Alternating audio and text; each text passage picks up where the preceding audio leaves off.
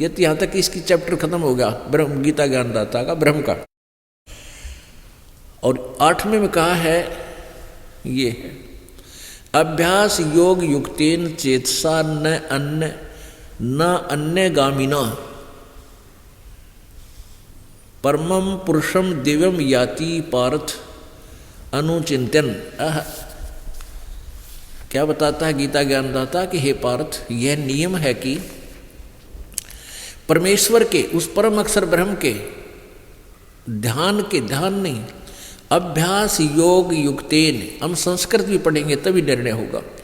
अभ्यास योग युक्तेन यानी जो सतगुरु ने, सच्चे गुरु ने जो मंत्र अभ्यास का दिया है नाम का, उसका अभ्यास करते हुए दूसरी ओर न जाने वाले चित्त से, यानी किसी ओर में आस्था न रखे, निरंतर चिंतन करता हुआ मनुष्य परम दिव्यम पुरुषम, पुरुष माने परमेश्वर भगवान प्रभु, और परम दिव्य उस अद्भुत, दिव्य माने अनोखा अद्भुत, यानी परम अक्षर ब्रह्म। यहाँ समझो इस परम अक्षर ब्रह्म की तरफ संकेत है कि वह परम पुरुषम, वह परम दिव्य पुरुष को अर्थात परमेश्वर को प्राप्त होता है।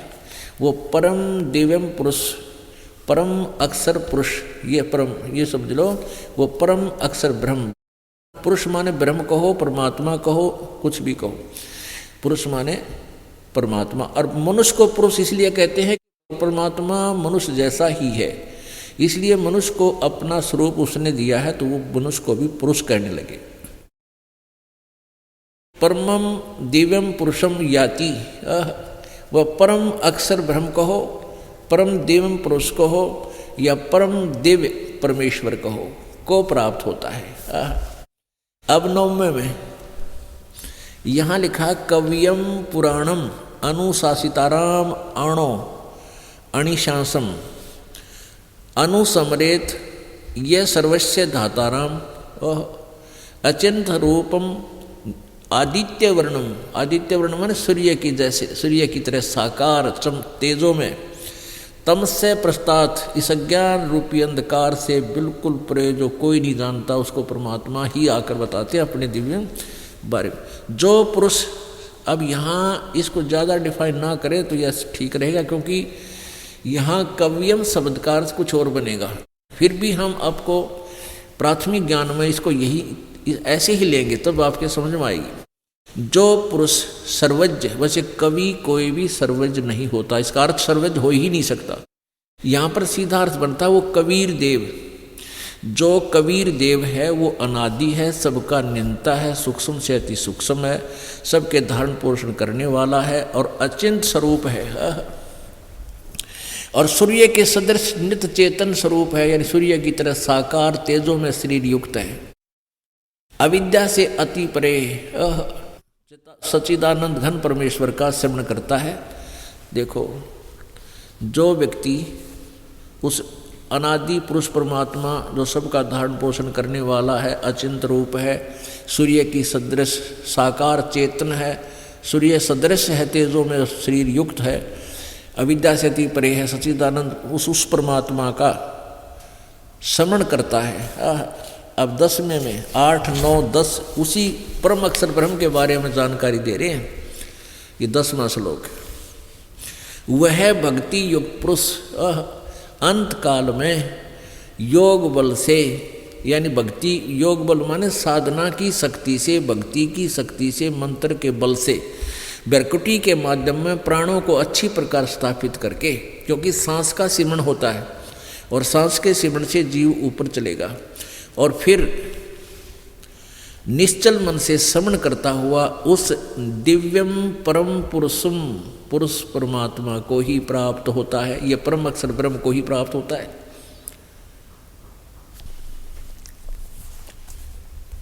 अपने आत्माओं, जो दास आपको इस सत्संग आज का समझाना चाह रहा है, अभी तक तो इसकी भूमिका बन रही है। सतगुरु के उपदेश का लाया एक विचार, जय सतगुरु मिलते नहीं जाते नरक द्वारे। नरक द्वार में दूत सब करते खेचा ताण, उनसे कभू ना छूटता फिर फिरता चारों खानी। कबीर चार खानी में भरमता कबू न लगता पारे, सो फेरा सब मिट गया मेरे सतगुरु के उपकारे। ओहो, अब एक बहुत ही अजीब व गरीब उदाहरण है जो आसानी से हमारे हृदय में समा जाएगा। पहले भी कई बार आप जी को दिखाया है, लेकिन पुण्यात्माओं ये तो एक विद्यालय है। ये वो विद्यालय है जो आपको परमात्मा प्राप्ति कराएगा। ये वो कॉलेज है, ये वो यूनिवर्सिटी है जो आपको परमात्मा प्राप्ति कराएगा। और जब तक विद्यार्थी कॉलेज विद्यालय में जाता है तो उसने अपना चैप्टर, अपना सब्जेक्ट रह रह कर उसका रिमाइंड करना पड़ता है और तभी वो सफल होता है। तो जब तक आप यहाँ हो इस पृथ्वी लोक पर, तब तक अंतिम श्वास तक आप जी को सिमरण भी करना है, स्मरण करना है जो मंत्र आपको दिया जाता है। और साथ में ये स्वाध्याय और ये ज्ञान, ये भी आपने श्रवण करते रहना होगा। ये एक नियम है, इसको बार बार करना पड़ेगा। जैसे हम रोटी रोज खाते हैं, अंतिम सांस तक ही रोटी खानी पड़ेगी जब तक शरीर छूटेगा। और जिस दिन रोटी अच्छी नहीं लगती है, सुबह खाई है और शाम को अच्छी नहीं लग रही है, तो समझ लो आप फिर कोई शरीर में आप जी के कोई गड़बड़ होगी। तो उसका ट्रीटमेंट है कि ना चाहते हुए भी गोलियां खानी पड़ा करें। ठीक इसी प्रकार सत्संग जो आप जी प्रतिदिन सुनते हो, प्रतिबार सुनते हो, आते हो, और तकरीबन वही सत्संग होते हैं। थोड़ा बहुत अंतर अवश्य होता है। जैसे गेहूं की रोटी वही होती है, सुबह भी शाम भी, सब्जी का फेरबदल थोड़ा बहुत हो सकता है। और सही भूख जिसको लगी है, सब शरीर है, सब्जी हो ना हो, रोटी मिल जाए, लुखी सूखी भी खा जाए मिर्च के साथ में। तो ऐसे जब तक आपकी भक्ति सही चल रही है, आपके ऊपर कोई पाप कर्म का दबाव नहीं बना है या आपका नाम खंड नहीं है, तो आपको ये वचन ऐसे नहीं लगेंगे कि ये तो पहले भी सुना था। और ऐसा आता है तो फिर कोई ना कोई गड़बड़ आपकी आत्मा में हो चुकी है। तो उसको सेट यही, उसका अर्थ यही है, उसका ट्रीटमेंट यही है कि ना चाहते भी सुने। जैसे बुखार हो जाता, किसी को जबर हो गया और जबर होने से भूख ना लगती, भूख तो लगती है कोई ना, रोटी तो अच्छी कड़वी लगन लग गई, लेकिन कड़वी गोली ही खानी पड़ेगी, ना चाहते भी खानी पड़ेगी। कुनीन की मलेरिया के कारण यदि ऐसा हुआ तो कुनीन खाने से ही वो सेट होएगा। फिर वो रोटियां जो पहले कड़वी लगती थी जबर के कारण, फिर अति स्वादिष्ट लगेंगी। तो इसी प्रकार आप जी ने ये सत्संग जितनी बार भी सुनो, आनंद आना चाहिए, क्योंकि भगवान की चर्चा इस पृथ्वी पर ढूंढ ही नहीं पावे। कहीं और सत्संग सुनते हो तो वो सत्संग नहीं है, बेशक चर्चा मालिक का नाम तो अवश्य लेते हैं, लेकिन वहाँ सारा अज्ञान प्रवेश किया जाता है। तो यह और न्यारी खुशी। तो अंतिम श्वास तक जैसे शरीर को अन्न की आवश्यकता होती है, रोटियों की आवश्यकता है, आहार की आवश्यकता है, ऐसे ही इस आत्मा को अंतिम श्वास तक ही सत्संग की भी आवश्यकता और सिमरण की आवश्यकता है। तो हम अभी आप जो प्रसंग चल रहा है कि सतगुरु के उपदेश का लाया एक विचार। जैसे ऋषि महर्षि जी साधनाएं करते थे और ऐसी कठिन साधनाएं उन्होंने की, ऐसे प्रयत्न किए, इतनी जबरदस्त तरीके से किया। ओम नाम का जाप भी करते थे। पहले मंत्र ही एक होता था, ये तो कलयुग में बात बिगाड़ दी नकलियों ने। पहले एक ही मंत्र होता था, ओम नाम। वेदों अनुसार साधना करते थे ये लोग, क्योंकि इन्होंने वेदों को स्वयं ही जाना। संत नहीं मिला इनको, तत्वदर्शी संत नहीं मिला, जिस कारण से इन्होंने यजुर्वेद अध्याय नंबर 40 के मंत्र नंबर 15 में लिखे हुए ओम के मंत्र को पूर्ण परमात्मा का जान लिया। उसमें लिखा है कि ओम कर्तु समर किलवे समर कर्तुम समर,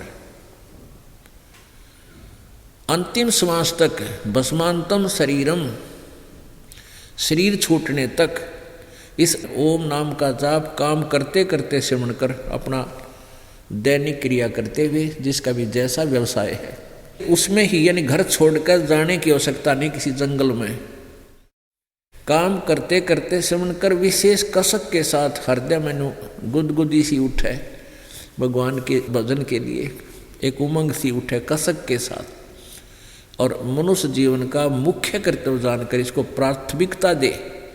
एक नंबर पर लावस भक्ति वाले काम ने।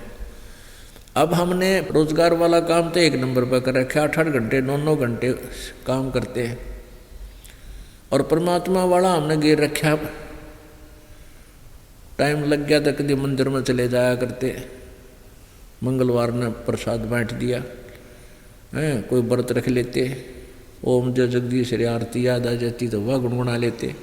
तो हम ऐसा काम चलाओ सा इसको समझ रहे थे, रिजेक्टेड सा नहीं, अब इसको एक नंबर पर लाना अपन, फिर संसारिक काम भी ठीक होंगे।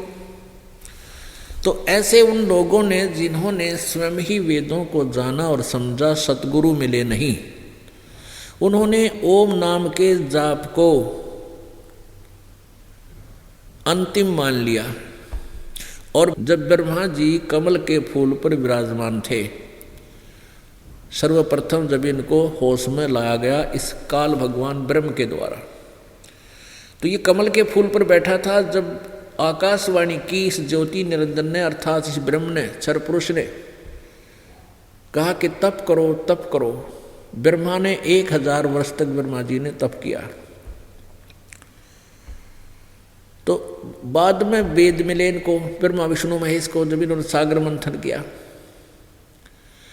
तो वेदों में तो ओम नाम और आकाशवाणी मान ली परमात्मा की ब्रह्मा जी ने, कि परमात्मा ने आकाशवाणी की थी तप करो, तो उधर से तो आकाशवाणी से तो ले लिया तप, वो आकाशवाणी तो थी काल की, ब्रह्म की, और वेदों का ज्ञान दिया परम अक्षर ब्रह्म ने इस ब्रह्म के अंतःकरण में, इसके कंप्यूटर में फीड कर दिया, इसके मोबाइल में फीड कर दिया, फैक्स कर दिया, और वही बाहर इसने निकाल दिया एज इट इज।